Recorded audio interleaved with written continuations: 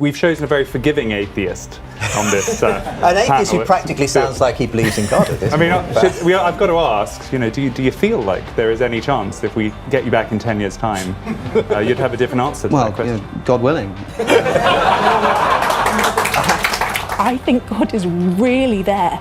I think there is a logic of love in the universe that wants to meet us. Hi, I'm Glenn from Speak Life. We like to see all things through the lens of Jesus. Is there a surprising rebirth of belief in God? That is the thesis that Justin Brierley has put forward in his book and in his podcast. He's come onto our channel to defend that thesis. At that time, I pushed back and said, is this a kind of intellectual revivalism that is not based in the facts? But since then, Justin has started to see evidence for a surprising rebirth of belief in God.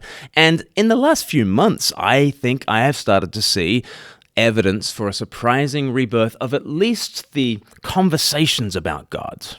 And now it is far more plausible to say, I'm going to church, I'm praying, I'm reading the Bible, I'm leaning into the Christian thing. I'm not sure I believe it all yet, but I want to give it my best shot. I'm seeing that happen on a local level. I'm seeing that happen on a national level. Whether I'm seeing that on an international level, it's interesting. Even in Scotland, I think the spiritual climate might be different to England. And I think it's different in Australia. I think it's different in the United States. But in England, I think there is a greater plausibility for people saying, I'm going to give church a shot. And so UnHerd invited Justin Brierley to defend his thesis. Freddie Sayers is the host. He is an agnostic, but he is a heterodox thinker, a dissident thinker. He's very good at entertaining new ideas and holding them in tension. He is a great host for this. He has invited also Elizabeth Oldfield, who is a Christian, who has a book coming out called Fully Alive, Tending to the Soul in Turbulent Times. She's going to come on the channel and talk to us more about that. And then there's Alex O'Connor, who we've commented on many times on this channel. He used to go by the name Cosmic Skeptic. He now goes by his Christian name.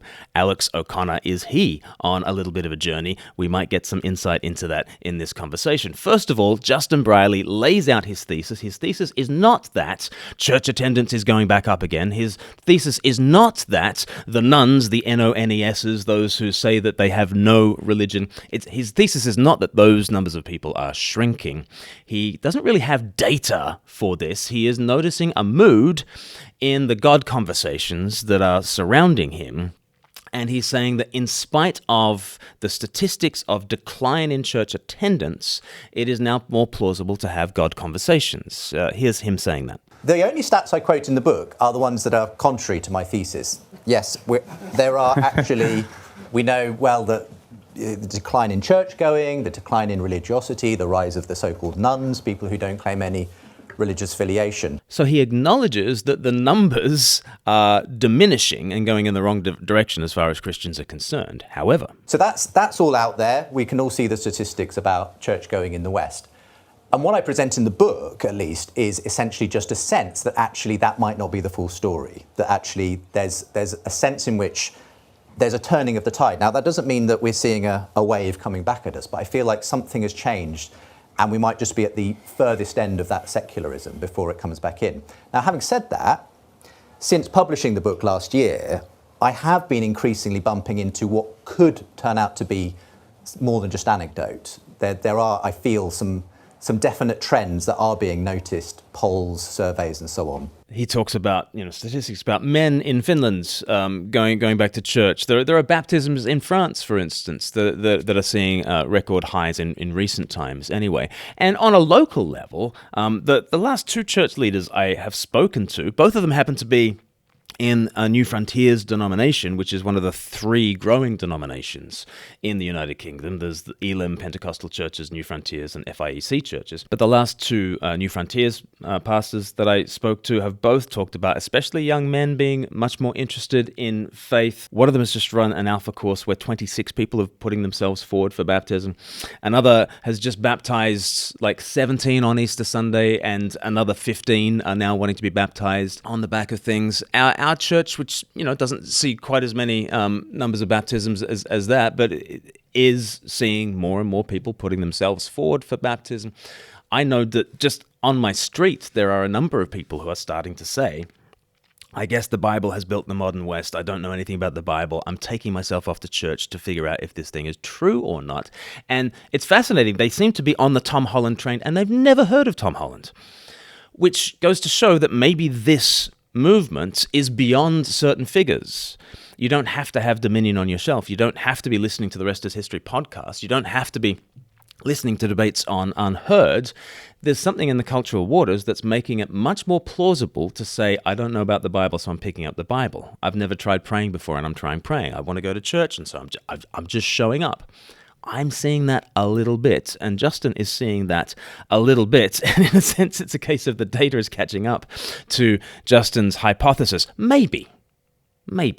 And one tiny piece of data might be that we're having conversations like this, and the UnHerd is hosting conversations like this, which makes you realize two things. And one of them is that actually the new atheism was a publishing phenomenon, and the way that momentum builds in things is just, well, this publication is talking about it, so the other publications have to talk about it. This media outlet is talking about it, so the other media outlets have to talk about it. This is the way that publishing phenomena happen. But even if it is just a publishing phenomena, then people talking about the plausibility of faith and getting back to church changes the sense of the plausibility of you showing up in church on a Sunday and giving it a shot. And I think that is for the good. What I noticed happening anecdotally might be starting to be reflected in some of the actual... Right. So the big one is the census, isn't it? If we're going to be really kind of hardcore about it, that is the regular survey of the whole UK population. The last census was just dismal reading, for particularly the Church of England. I think it was literally under 1% for the youngest cohort. I mean, it really felt like it's vanishing entirely. Liz, you're also living in this world of talking to people, I suppose, in the avant-garde of the conversation. Elizabeth and her family live in Christian community that is very thick community, that is very intentional community, in which they really believe in formation and they really believe in hospitality. I think that's important context for all that Liz says. Do you share Justin's diagnosis? To an extent, I would say there is a definite shifting in the spiritual landscape. When I worked on religion programming for the BBC, and then I ran a religion think tank, and the analysis about where we were a decade ago, I think, was true and is no longer true. The social permission to talk about metaphysical yearnings, to explore spirituality, to be actively looking for sources of meaning and belonging, ways to steady ourselves in a turbulent world, has changed radically. You are much less likely now to get sneered at, to get shouted down, even if you say you go to church. I think interest in spirituality, driven by, frankly, climate anxiety, by the breaking down of our generational trust, the covenant of life paths, the way economics has changed, the way it's hard to root. There's all these multiplicity of factors that are leaving, I think, more people than 10 years ago thinking, okay, how do I live? What does this look like? What does wisdom look like? It may not be that I can do the, get a nice job, find a partner, buy a house, climb the thing. Normally the midlife crisis kicks in once you've done those things for previous generations. It's kicking in much earlier now because they're not accessible to them. I see that too. Justin began his talk by thinking about Matthew Arnold's Sea of Faith. So 1851, Matthew Arnold writes a poem called On Dover Beach, in which the tide is out. And he says the tide on the Sea of Faith is out. It's had a long, withdrawing, melancholy roar. And we are at low tide, he said in 1851, which interestingly, there was a census done in 1851. And in that census, churchgoing was at an all-time high water mark. Half of England was in church, actually, in 1851. Still, Matthew Arnold thought it was low tide. Well, how low is low tide now, when in some cohorts, membership of the Church of England is below 1%? So the tide is very definitely out, but the tide is out on all sorts of things. Institutional trust is tanking on all sorts of things. Low tide trust in church goes together with low tide trust in everything. And one thing that low tide does is it exposes foundations, and it makes you see the shaping power and influence of the sea, because the sea has shaped that landscape. And at low tide, you see the shaping influence of Christianity down through the years, and a book like Tom Holland's Dominion comes into its own when it's released in 2019. I think if it was released in 1999, it would have been just one more very dismissible book talking about the impact of Christianity. It's when you see its low tide and the absence of Christianity makes you feel that absence that actually a thesis like Dominion makes sense. Low tide makes you see the power and shaping influence of the sea, and it also makes you see what's ancient and what's beneath.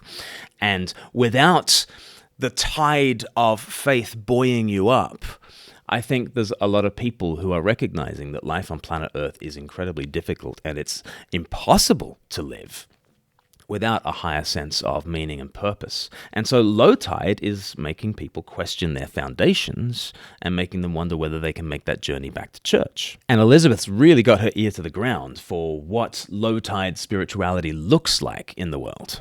There's the rise in psychedelics, absolutely enormous, I think, for changing the spiritual landscape and really changing how people think about what might be here. You know, what is the world? What is it's really, for a lot of people that come to our little communities, just they're losing faith in materialism. They're losing faith in a kind of naturalistic narrating of what the world is.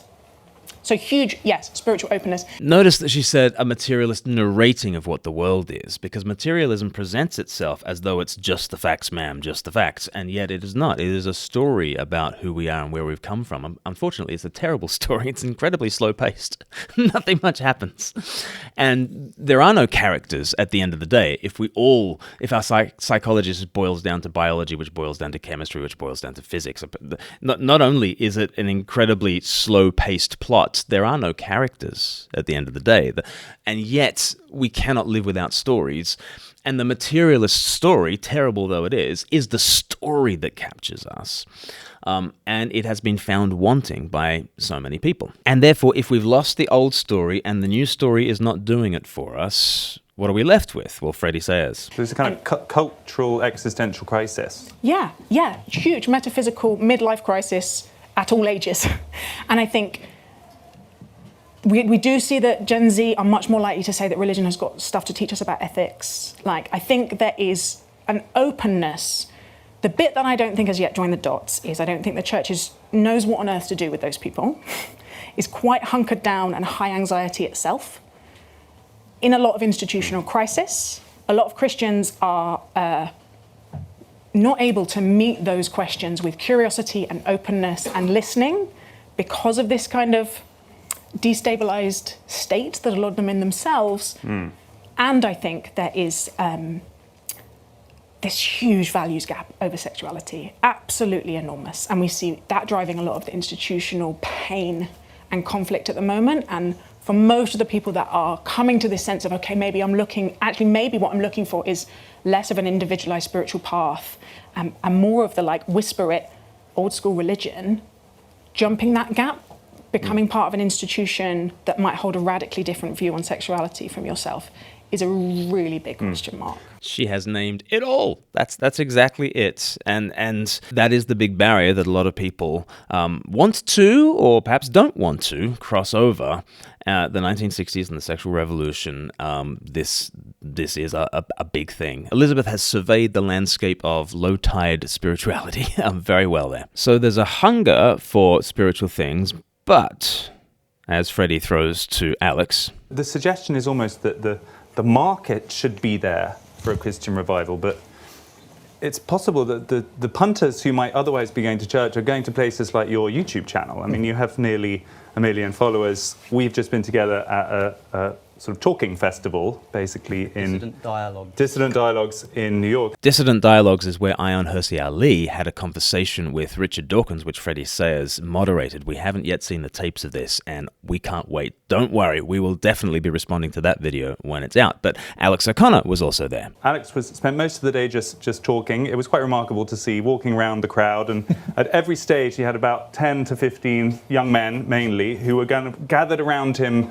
waiting for you to carry on talking. It was like one of those etchings of kind of Socrates walking around the agora. Sounds a bit like Jesus, actually. Well. Followed by a group of young men. So are you an atheist, capitalising on a kind of misplaced Christian yearning. I'm an atheist, but so are most of the people that we're talking about. This is the thing. Of course, it's not really cool to be an atheist anymore. When new atheism springs up, which is essentially a publishing phenomenon, by the way, nothing more. There's sort of, what is it that's new about new atheism? Well, it's disbelief in God with all of the political stuff. It sort of is indebted to 9/11 for its existence, for example. It probably wouldn't spring up without that. A lot of people, the biggest thing that I think people get wrong about this is they talk about it as if it's some kind of new phenomenon, this meaning crisis. Like the panel that you moderated, the discussion I had with John Vervaeke was finding meaning in a secular age, which is quite a strange thing to say, as if this struggle to find meaning, this chasm of meaning is something new. It's as if it weren't the case that Scripture itself is littered with examples of people desperately yearning for God, and perhaps the most concise and original formulation of nihilism that can be found in written text is in Ecclesiastes. This is such a great point. This isn't a new thing. Like, what's actually new here? Well, okay, Richard Dawkins publishes The God Delusion in 2006, and since then people are getting more depressed. Young people are finding it difficult to foster meaningful conversations with each other and have communion with each other, and they're staying indoors and isolated. They're not getting together because they're not going to church. Maybe. What also happened in 2007? The invention of the iPhone. We have all these conversations about finding meaning in a secular age. What about finding meaning in the technological age? No, that would be a weird event to put on. Sure, I completely agree that the smartphone and technology and social media and their AI are incredible technological shocks that we are not ready for and that we are handling poorly. Interestingly, in Jonathan Haidt's kind of data, he seems to say that actually the most religious communities are surviving those tech shocks best. So that's one thing to throw in here. But I think we're probably far more depressed and nihilistic because of that, because of social media addiction, because of being confronted daily by thousands of people with completely conflicting worldviews that make you think, well, of course I can't be right about this. And you can go to church now, but when you go to church, you realize that when you come home, you're going to listen to people halfway across the world who've just been to their equivalent of church and been taught something totally different. Being confronted with that on a daily basis probably has something to do with our inability to believe in God. So we talk about figures like Douglas Murray, like Tom Holland, like Jordan Peterson. These are people that you talk about in your book, Justin. None of these people will explicitly say that they believe in God, you know? And those that do, like Ayaan Hirsi Ali, have said explicitly that the reason they do so is because you were there as well at the event that where Ayaan just spoke to Richard Dawkins. And she gave a very moving account. It was almost comical the way that she sort of talks about her incredible story of depression and suicidality and manages to crawl out of it by praying. And then Richard Dawkins has to go, yes, but do you believe in the virgin birth? Like, you know, that's the important thing. Like, that was tough to pretty respond strange. to. But Ayaan said, I choose to believe it. She said, I'm so moved by the personal aspect that I just choose to believe that what they're saying is true. A lot of people tell me that I have a God-shaped hole. It seems to me that maybe Ayaan has a hole-shaped God, right? Like, it's no surprise to me that this is what's happening. A hole-shaped God. So she has a need for meaning, and so she has constructed a God that is the plug for that, and the contours of that God has been determined by her ache for more rather than what's actually there. I mean, Ayaan herself doesn't talk in those terms. Her therapist said to her, if you could construct a God, which God would you construct? And she discovered that in that process, she was describing Jesus Christ. And so she thought at that point, I need to be dealing with the God who was before me, rather than a God that I have constructed for myself. But it's a good point. If we're constantly talking about the God-shaped hole, we might just use God for instrumental purposes, and then all God becomes is some salve to the meaning crisis, rather than God. Right. So, yeah, that's an interesting point, Alex. Of course, people are going to be sort of like depressed and nihilistic for a while after something like the technological revolution. Maybe also new atheism is partly responsible for that. I mean, for a while it's kind of cool, you know. Oh, there's no meaning; it's all just molecules and motions. Like, do you perceive your mother with that worldview? Do you observe though the same thing that these guys have been talking about? That, I mean, rather than we can have a discussion about new atheism, but what about the past few years? You said it's no longer cool to be so atheist. And I noticed when we did our panel at that same conversation, you quoted from C.S. Lewis' Surprised by Joy, which surprised your atheist fan base that were out there in the audience to see you. You know, regardless of the kind of deep truths of it, do you observe at least as a kind of cultural phenomenon that religion is in?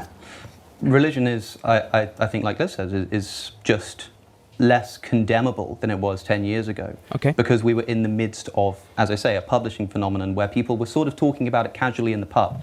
If you turn on like Fox News, people were debating evolution in schools. Now they're talking about school bathrooms, right? Like it's very commonplace to go into a pub. We could walk down to the Westminster Arms around the corner, and you probably find people talking about woke culture, gender ideology, this kind of stuff. People are just talking about it at the pub in a way that they're not talking about religion anymore.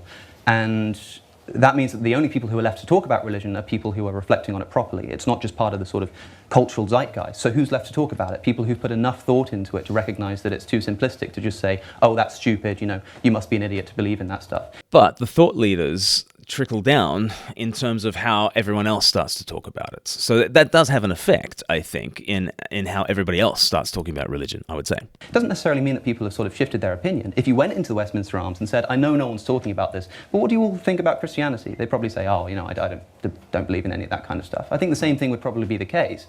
It's just that less people are talking about it now. I don't think that's true. I think when Russell Brand with 6.5 million Awakening Wonders on YouTube gets baptized and they do Mere Christianity as the book club for his supporters, I think this is changing some of the conversation that's happening. And sort of anecdotally, I'm noticing in my church and in my town, I'm noticing in the other churches that I visit, there are more such people who are more likely to give church a shot and to start talking about those big issues. But maybe that's just anecdote. I disagree. I think there has been a genuine shift in general openness to supernatural claims in that sense. So I think it is easier to talk without embarrassment about religion. I think it was much harder in the heyday of New Atheists because it was just, you know, the cool kids were the Sam Harrises and the Dawkins and so on. And I just feel like, yeah, partly because of the influence of some of those people you've mentioned, Jordan Peterson, Tom Holland and others, who have just sort of said, A, New Atheists really overreached, and B, it turns out we all basically need religion at some level. We're all kind of intrinsically religious. And C, it turns out, despite everything the New Atheists said, Christianity's done an awful lot of good for us, and they've just kind of helped to remind people of sort of some of the fundamental things that Christianity gave the West. And I just think that has actually had quite a significant impact, because these are people with very large platforms. And I think you do get a trickle down, even into the pub, of people saying, oh, you know, I just listened to Joe Rogan say, it's about time we had Jesus back, or whatever. Now, it's not necessarily high-level intellectual thesis, but it's just a change in the way people are willing to talk about things. And even Ayaan Hirsi Ali, I think, her saying, I just choose to believe it now. I don't think that's her surrendering her intellectual faculties. I think it's her saying, I've discovered something that is does not compete with my intellectual, faculties, but it comes in alongside it. And I realise that it doesn't have to be this either or any longer. So this will become the absolute heart of this conversation. Can you choose to believe something, and can you take Ayaan's path with any kind of credibility? Can you choose to believe in the virgin birth? Can you choose to become a Christian like that simply because you feel a meaning crisis, or because you see the political threat of Islam and woke ideology in China and Iran? And is that enough to make you just say, all right, I believe the creed now. I believe in the virgin birth. I believe in the resurrection. How do you make that leap? It is thought of as a leap from being a rational person to being a believing person. And the rest of this conversation, there are some wonderful moments, especially from Elizabeth Oldfield, about how that is not actually a leap, and how actually going to church and praying is precisely the thing that makes Christianity plausible. It's not the thing you do once you've found Christianity plausible for rational reasons.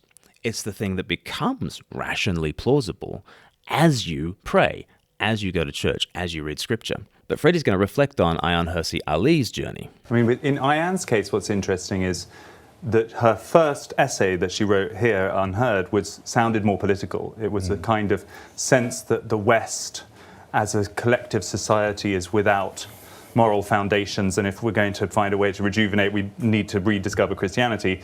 And then her subsequent accounts of it, which she started talking to me, and then I thought particularly a few weeks ago, were much more personal, where she talked about having had a really, really terrible period and how it helped her get out of it. So she is the kind of fusion of the political Christian and the faithful spiritual Christian. Can we really separate those two things, do you think? This question of more political Christianity or a sort of pragmatic decision to resurrect Christianity because we seem to be screwed without it, versus actually engendering kind of authentic spiritual revival in individuals. I wouldn't see it in such binary terms as that. I think what we're seeing is the falling away of the myth that we make decisions based on arguments at all, really. I think there's very good evidence that. Notice Alex O'Connor nodding, right? I mean, he's a radical emotivist, so like he goes all the way with this. He doesn't even think that there's such a thing as truth at the end of the day. It's just that the law of logical non-contradiction just can't be held in our minds. We just go boo to that. We go yuck to that. We just emotionally reject logical fallacies. And actually, what comes first is our emotions. What comes first is our desire. So Alex is going to go way down the track with what Elizabeth is saying here. But what Elizabeth is saying here is that we are heart-driven creatures, right? And that our reason is so often rationalizing rather than rational. There's very good evidence that we come to our conclusions about things based on the relationships that we're in and the people that we trust and the stories that make sense to us. Wow. Say that again. There's very good evidence that we come to our conclusions about things based on the relationships that we're in and the people that we trust and the stories that make sense to us. The relationships that we're in, the people that we trust, the stories that make sense to us. This is the plausibility structures. We did a video here last week on plausibility structures, the ways in which we start to believe things. It's not so much that we think our way into a new way of living, it's that we live our way into a new way of thinking. That's what Elizabeth is on about here. The idea that Christians or atheists or anyone in between is going, right, where's the logic here? Let me just plot this on a spreadsheet. Okay, that's the path that I'm gonna use to lead my life. It's just bullshit. And Christians, I think, bought that lie for a while and decided if we can just meet these arguments, if we can just come up with a cosmology, if we can just make this neat and tidy and palatable for this very thin, narrow definition of reason, then we'll be able to persuade people. There are possibly some people whose formation means they think in maths, essentially, who might need that. Most of us don't. People who have had a broad attention to the world, who are, I think, trying to live wisely and deeply, know that our decisions are made, and these deepest decisions about who to love, these things that define our lives, the things that we say at our funerals are existential and emotional and embodied and relational. Ooh, say that again. Are existential and emotional and embodied and relational. Existential, emotional, embodied, relational. Ah, she's on fire, Elizabeth. And so the sort of new atheist moment, and I include some Christians in that, has ebbed. And what you're left with is the truer thing. That we as humans, actually, most of us long for unconditional love. And we long to be seen, and we long to be known, and we long for a deep intimacy, and we long for our lives to mean something, and we long to be part of a story bigger than ourselves. And that's hard to find on your own.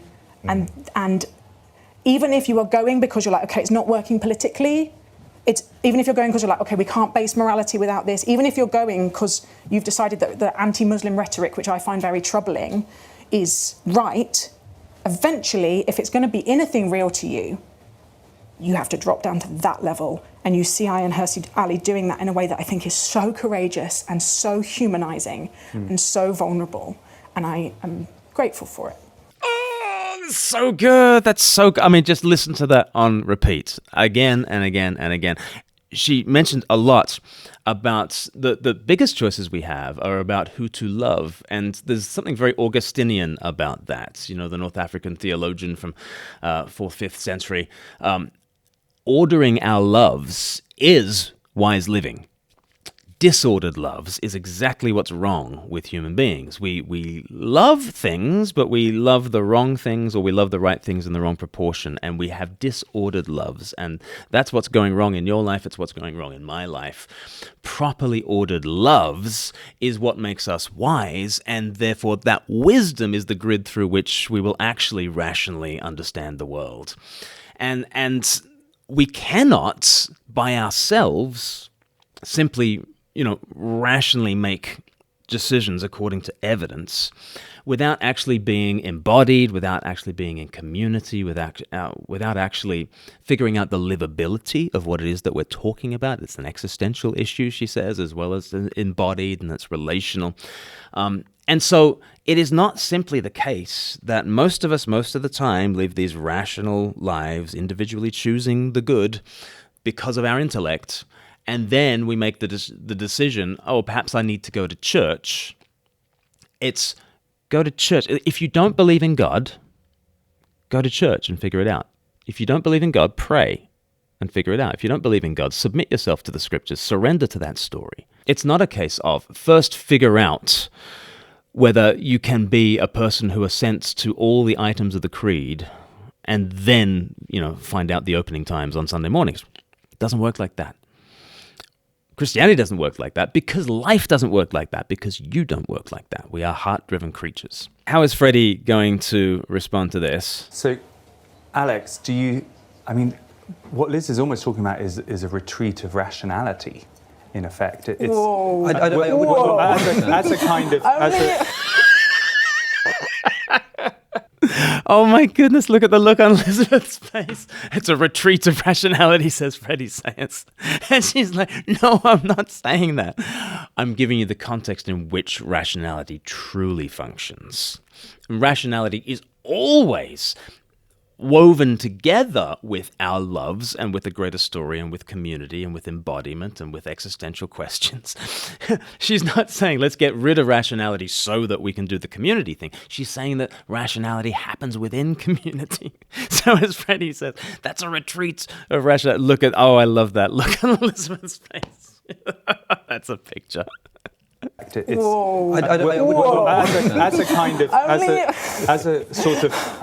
a single organizing principle, it does feel, you were talking about the post 9/11 period. She's like, whoa, that's not what I'm saying. But I think that misunderstanding, that miscommunication right there is the heart of where we need to focus at the moment. And Elizabeth's going to return to this, and she's going to do a great 60 seconds that I think if Freddie Sayers could get what Elizabeth is saying at this moment, he will realize she's not saying be irrational in order to be embodied and in community and order your loves. She's saying that those things are the context in which you can finally and for the first time be actually rational. But anyway, that misunderstanding is really interesting. So what's Alex going to say to this? There was this, the politics was also very kind of rational. There was this sense of this... Can I just say a proper and needed broadening of the definition of rationality is what I would say. Yeah, along with some of the groaners, I think that might have been an unfair characterization of what was just said. I think I basically agree in that there is an inappropriateness in bringing questions of essentially empiricism and maths into questions of meaning and narrative. It's as inappropriate as me walking into a science lab where somebody's trying to figure out how many molecules are in this glass in front of me and me saying, I can help you with that, here's a nice poem. It would be ridiculous and ludicrous. And I think it's just as silly when somebody like UnHerd Ali is telling the story of her life and about her relationship with God. And in Christianity, belief in God is not so much belief in an entity as relationship with the person, right? That's what it's supposed to be about. And I think it's just as inappropriate to walk into there and say, well, I can help you with that, here's some science. And that's where you end up with a Richard Dawkins and a sort of an inability to get anywhere in conversation. I mean, you were there, I don't know if you'll agree with this. So, I do think a poet helps a scientist, because without the sense of wonder at what it is that you're studying, you don't do science, and science cannot happen. And without a sense of the harmony of nature, you can't do science. Without a sense of story and narrative and a sense of the integration of these focal points of attention, without integrating these points of data that you're empirically studying, you're not going to be able to do science. You're not going to be able to come up with a hypothesis. And actually, creativity is going to help the scientist. And so the idea that the poet and the scientist are doing very radically different things, and they are non-overlapping magisteria, as Carl Sagan might put it. No, I don't think that works either. There is a much closer integration of these things. And I'm sure it will be available soon. There are clips online. It was a wonderful conversation, but the thing that was wonderful about it was to see these two, not just two opinions, but two ways of approaching the world just come together and clash. And you basically get to decide not necessarily who you think is right, but whose approach you prefer. And I do think I agree. The one thing I definitely agree with is that this non-propositional, this narrative, this almost poetic approach to these questions is beginning to win out. That's what's definitely changing. The problem is that doesn't give you the belief in God always. I mean, for someone like Ayan, she's able to just sort of choose to believe it. And to be clear, I'm very happy for her. I'm envious of her. I wish I could do that for myself. I find myself unable. But one thing that's been not mentioned... You wish you could do what? Sorry. To just choose to believe this stuff. I think it'd be wonderful. So you would choose to be a Christian? Yeah, I think anybody who... at least the kind of Christianity that I understand, or the Christianity that I've sort of read through the person of Jesus, for example, I think anybody who says that they don't want it to be true, that they wouldn't worship that God even if he existed, that new atheist line, just doesn't know what they're talking about, or is talking about a different kind of Christianity or a different kind of God. If you don't think things have changed, just play that last 30 seconds on a loop. Things have changed when Alex O'Connor says stuff like that. An important thing, though, that I think hasn't been mentioned yet is that this is, well, I suppose you were just kind of mentioning it there, is the political dimension here. So much of this, like you say, Ayan's original article for UnHerd was a political essay. It was lambasting woke culture, Islamism, a few other things, like China, Russia, this kind of stuff. It was a political essay. There were also personal aspects to even that first article, and certainly predating that first article was her ARC conference panel discussion where she spoke about this, and again spoke about it in personal terms too. And I do think that a lot of this revival, if there is such a thing, is actually a political revival, a sort of protest against secular liberalism that people are beginning to see as failing. I mean, Ayan said to Richard Dawkins, atheism doesn't give you anything. This is the problem. It doesn't give you anything to live on. And Dawkins says, well, we have rational secular humanism, as if putting rational before what you find, aesthetically most pleasing. It turns it into an ethical theory.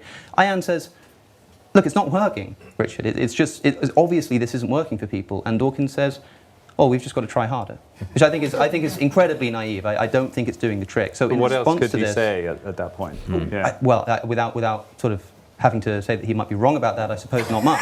But I do think he's wrong in what I mean to say. I think he's wrong about that. I don't think that secular humanism is going to get you very far. That's why you have this weird, you said secularism earlier, Justin, and it's like people often conflate secularism and atheism, but it's funny how, while atheism might not decline, I think secularism might. You might end up with a bunch of atheists who still want to live under a sort of Christian society, which is a quite strange phenomenon. It's not that strange. Under Christendom, there are a whole bunch of people who would never even dare pray to God.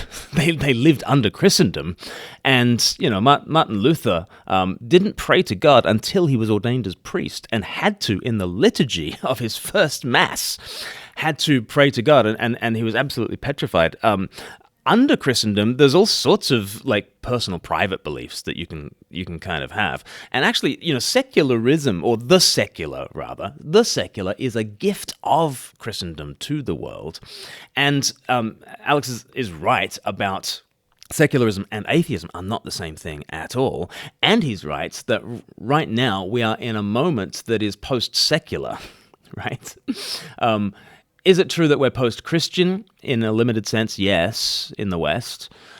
Is it true that we're post-secular? I think that's even more true.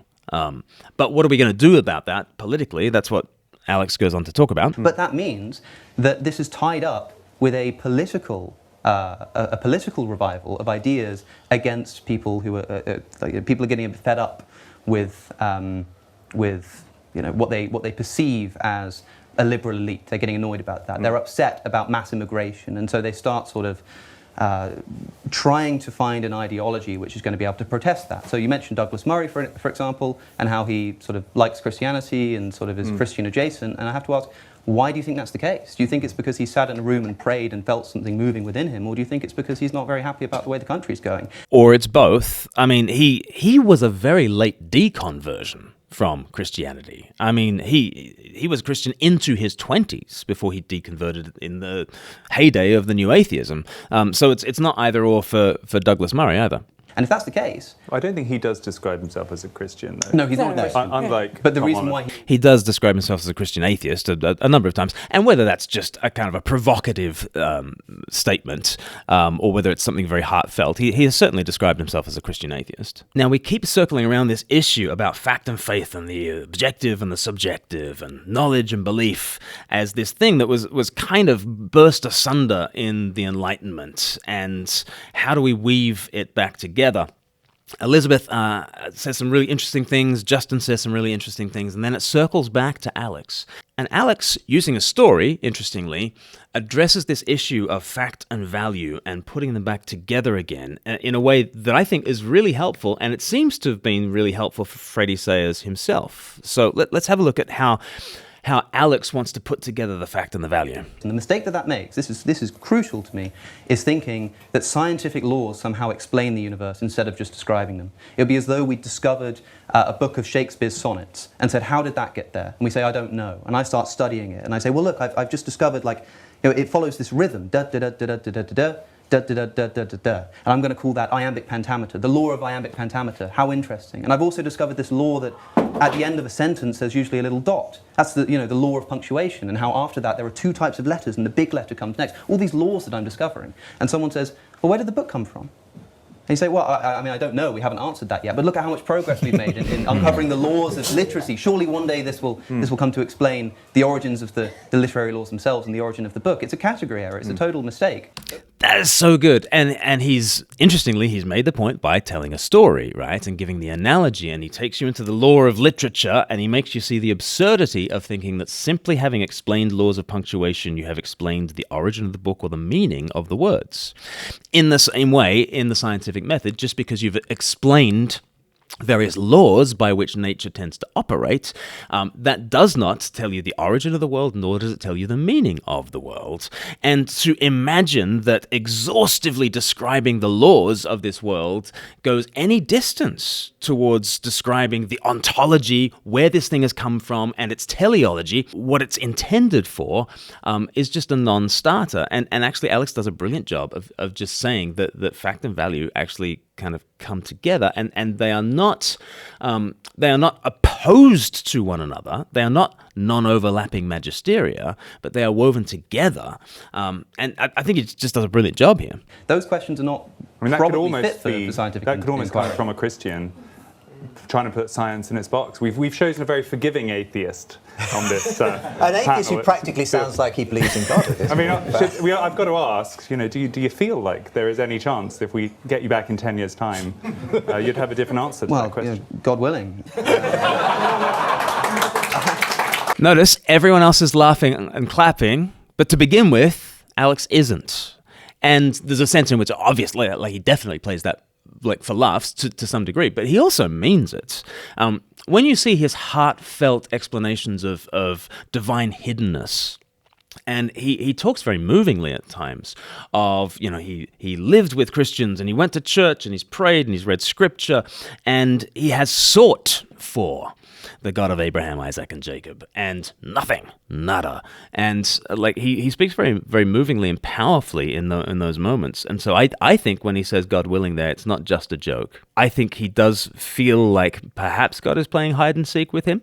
I wonder if on some level he feels like if the God of the Bible is real, then he seems to be hiding himself from me. So I guess I need him to make the next move, is basically what he's saying there. But the room really warms to him. And I think in 10 years he might well be a Christian. And I've been saying that on this channel for ages. Now, before we finish, I just want to take you to two other places in this video. You should definitely check out the whole thing. It's an hour and 16 minutes, and it's wonderful. It's called Christian Revival, Fantasy or Reality on the UnHerd channel. But I don't want to give the impression that Alex O'Connor was purely pro-Christian throughout the whole conversation. Alex does really well at noticing where a crowd is and taking the opposing position. He's quite contrarian in that sense.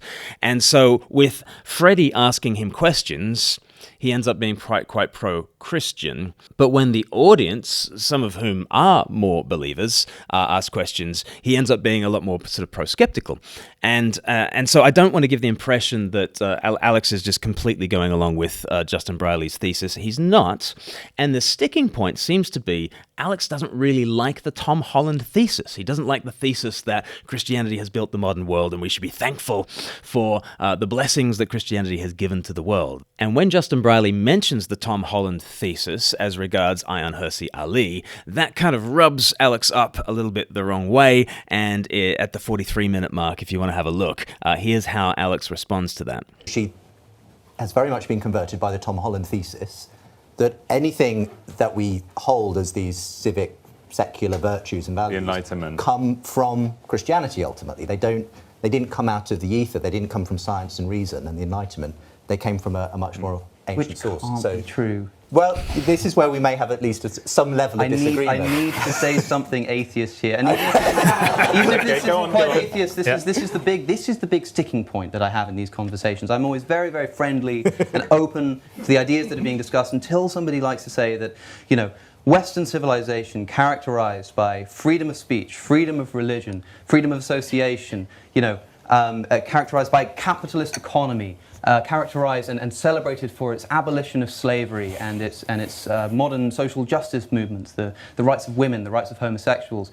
And we're told that these come from an essentially Christian basis, as if these things do not run completely anathema, each one of them, to what's actually written in the Christian scripture. He's really woken up at that point.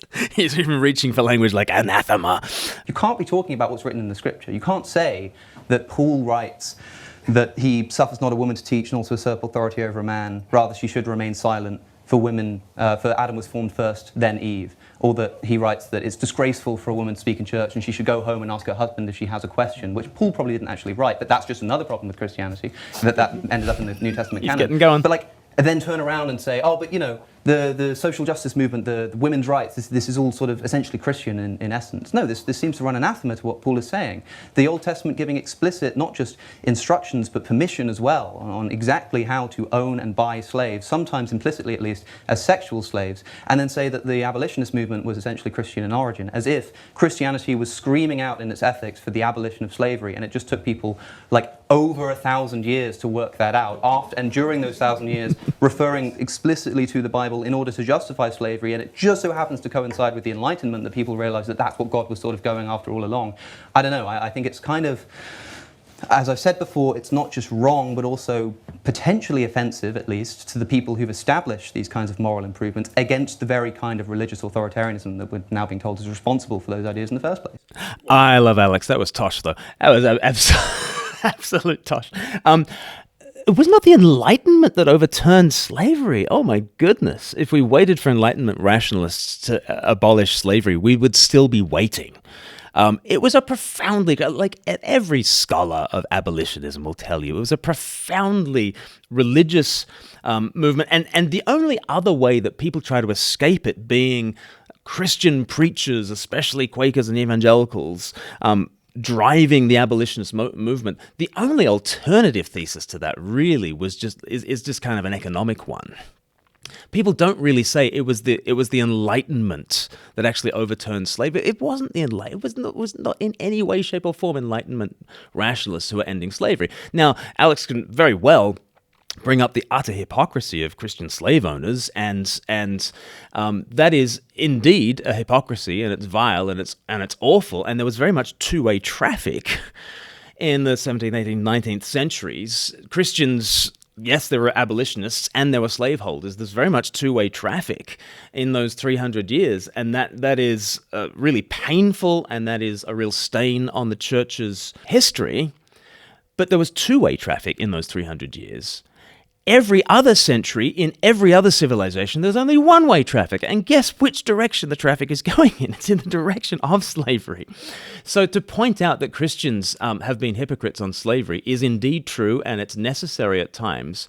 But to point out that actually Christians were the ones driving the abolition of the slave trade is just fact. It's just a fact. Now, you might want to go back to the Bible and think, well, how do I deal with Old Testament texts like that?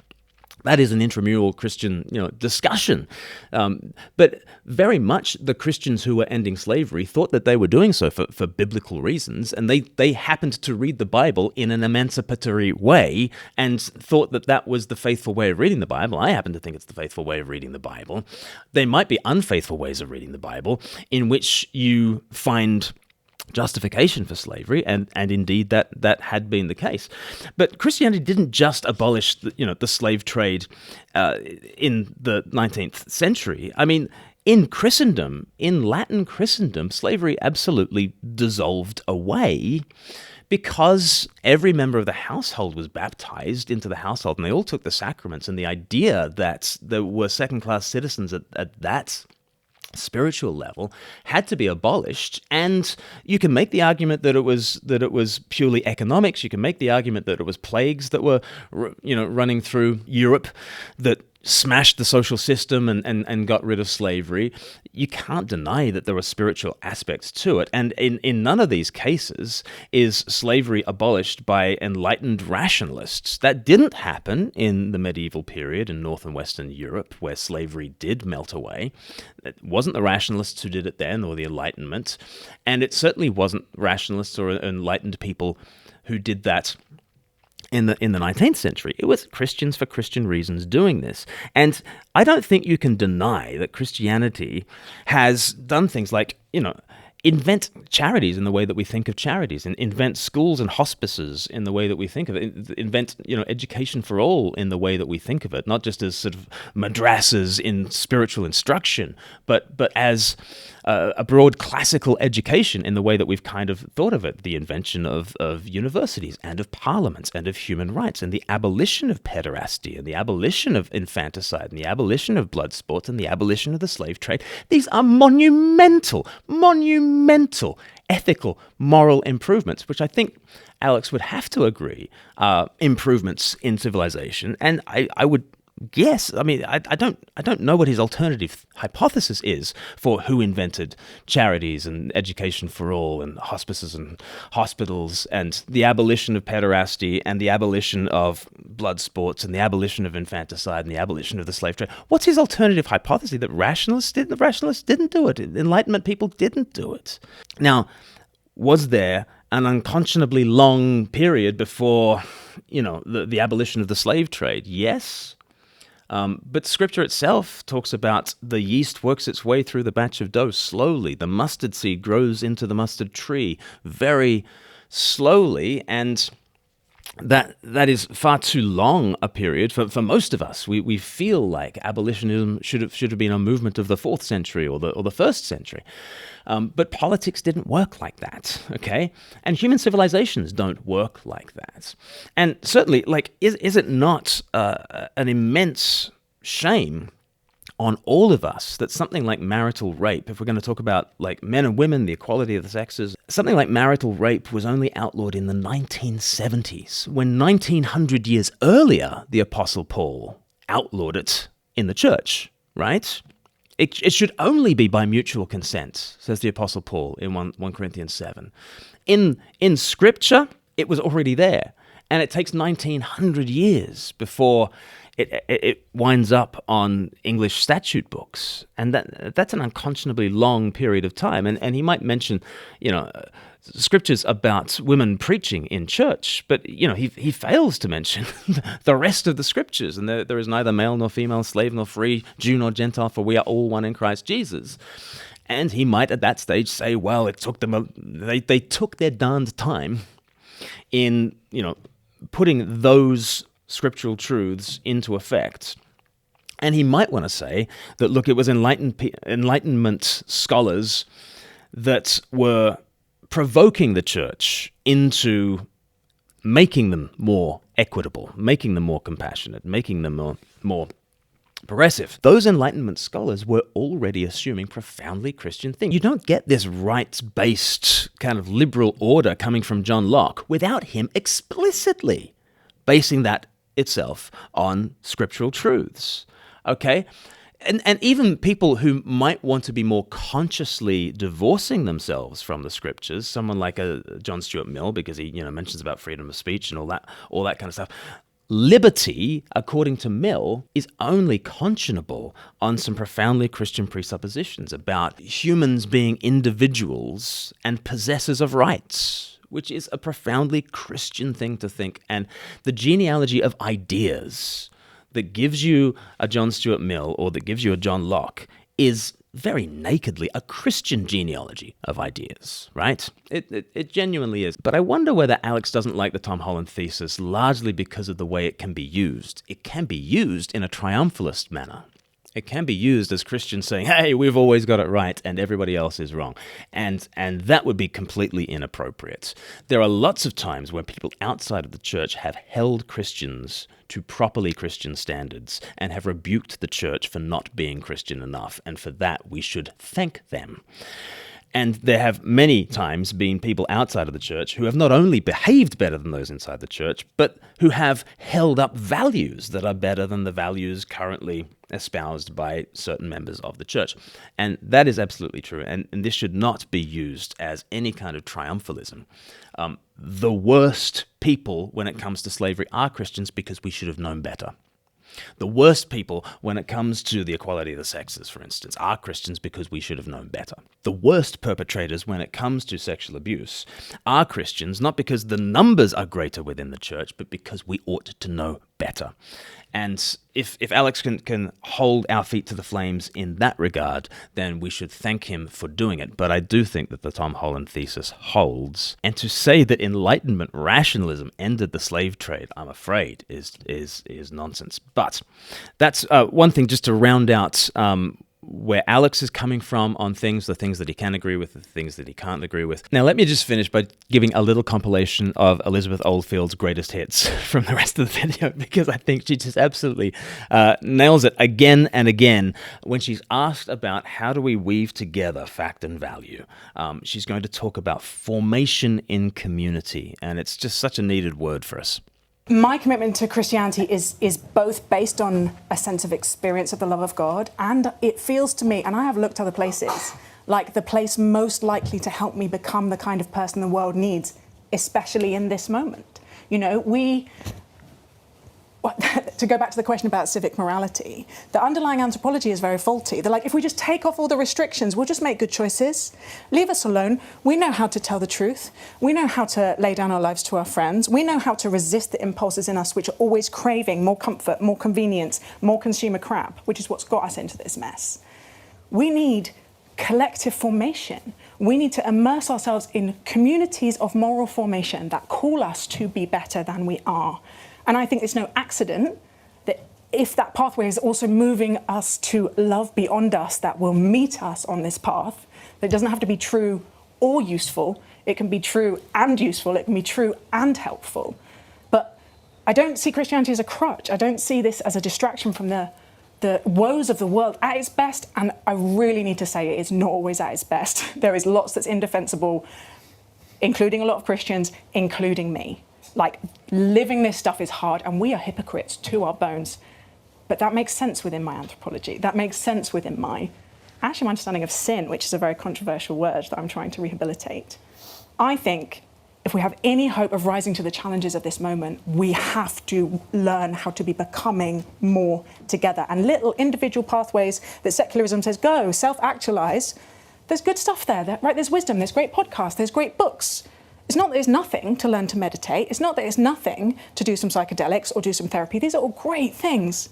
I don't think they're enough. I don't think they give us the strength of formation that we need to resist the stories that are always shaping us towards our worst selves. But it's still a pragmatic argument you're making, isn't it, ultimately? And this is what Richard Dawkins was posing to Ayaan Hirsi Ali a couple of weeks ago. Yeah. It's the stumbling block that a lot of people just can't get beyond, which is fine, even if it might make society better, it might make us as individuals more fulfilled and all the rest of it. If you have to believe a series of things which you know to be rationally not true, people don't want to do that. So I don't think these are two separate things. I think in the practice of the rituals and the communities and the practices, those are modes of attention. They shape us That you have had Ian McGilchrist here all the time. There'll be lots of people here who know the work of Ian McGilchrist who... So Ian McGilchrist talks in his book about the master and his emissary, about the right hemisphere and the left hemisphere, and the right hemisphere, which in pop psychology is generally about kind of more artistic things and more big picture.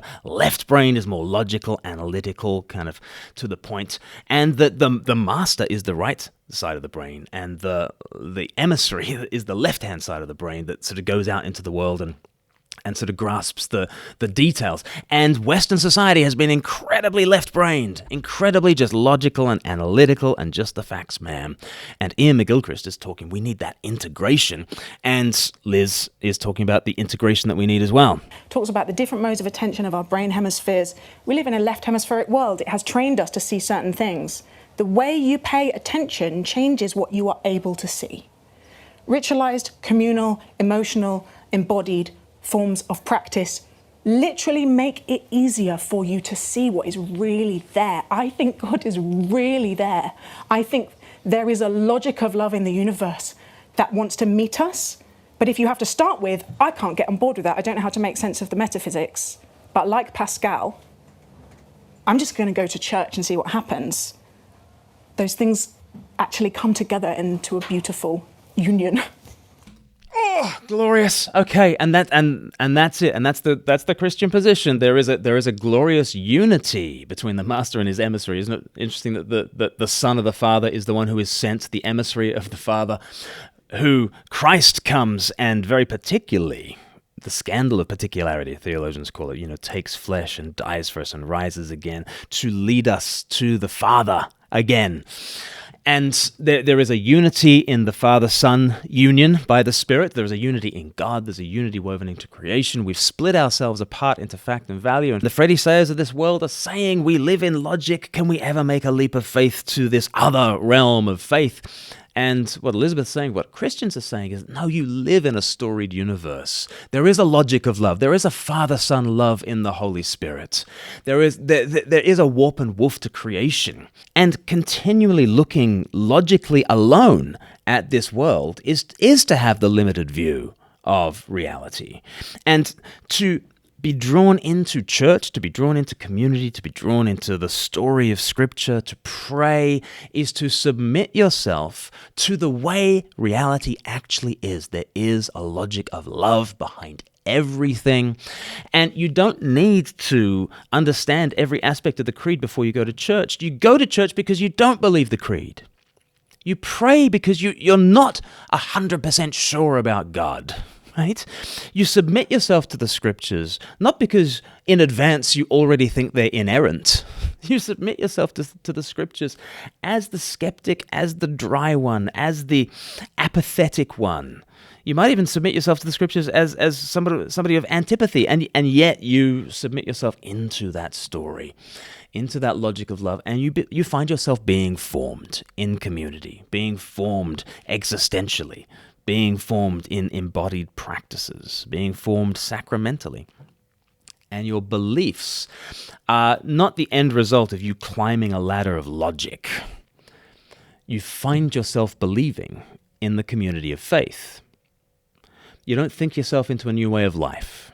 You live yourself into a new way of thinking. So come to church.